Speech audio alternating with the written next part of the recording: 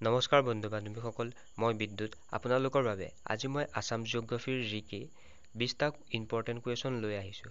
যদি আপোনালোকে এডিআৰ বাবে প্ৰিপেৰেশ্যন চলাই আছে তেতিয়াহ'লে এই কুৱেশ্যন কেইটাই আপোনাৰ ৰামবাণৰ দৰে উপকাৰ কৰিব পাৰে আপোনাক। চ' ভিডিঅ'টো আপোনালোকে শেষলৈকে চাই যেন।